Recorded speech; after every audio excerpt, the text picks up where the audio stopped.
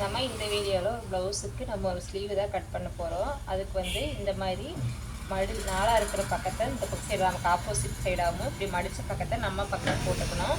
First போட்டுட்டு இந்த கிளாத்தை வந்து ஃபஸ்ட்டு நேராக இருக்கிற மாதிரி நம்ம கட் பண்ணி எடுத்துக்கலாம்.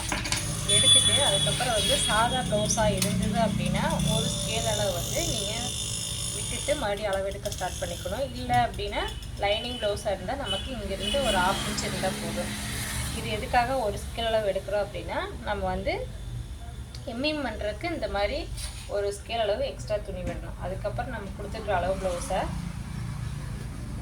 இந்த மாதிரி பேக் சைடு தான் நம்ம ஃபஸ்ட்டு அளவு எடுக்கணும். கரெக்டாக இந்த கோட்டு மேலே வச்சுக்கோங்க.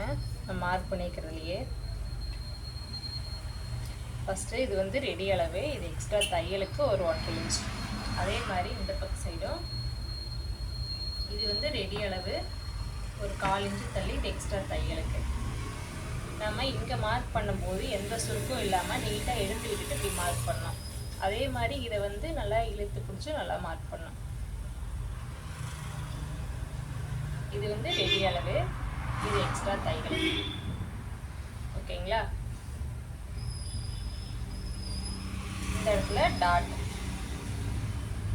இப்போ வந்து நம்ம கர்வ் வரைச்சிக்கலாம். இது வந்து நான் ரெடி அளவு தான் இப்படி கர்வ் வரைகிறேன். இது வந்து தையலுக்காக.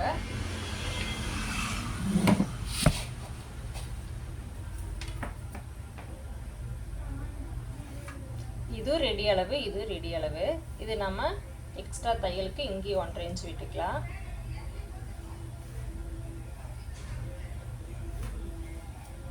அதுக்கடுத்து நம்ம வந்து ஃப்ரண்ட் சைடில் வந்து நம்ம 1/2 இன்ச் வந்து உள்ளே தள்ளி நம்ம கட் பண்ணணும், குறைஞ்சி எடுக்கணும். அப்போ தான் வந்து ஃப்ரண்ட் சைடு வந்து சுருக்கம் இல்லாமல் இருக்கும். அதுக்கு வந்து ஃபஸ்ட்டு எப்படி ட்ரா பண்ணணும்னு பாருங்கள். இதிலிருந்து ஒரு அப்படியே கொஞ்சம் உள்ளே தள்ளி இப்படி மார்க் பண்ணணும். ரெண்டாவது இது வந்து ரெடி அளவு, அடுத்து எக்ஸ்ட்ரா தையலுக்கு.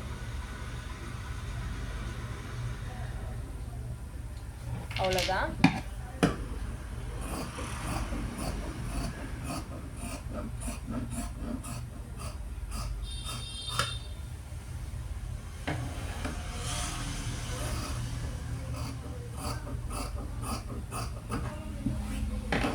நம்ம இந்த இடத்துல வந்து ஒரு சிசர் கட் கொடுத்துக்கலாம்.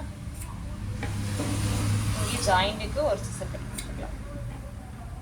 இங்கே சென்டர்லேயே ஒரு சிசர் கட். அடுத்தது ஃப்ரண்ட் சைடு வந்து ஒரு 1/2 இன்ச் வந்து உள்ளே தள்ளி வெட்டிக்கலாம். இந்த மாதிரி இந்த மாதிரி சேஃப் வர மாதிரி நீட்டாக வெட்டிக்கணும்.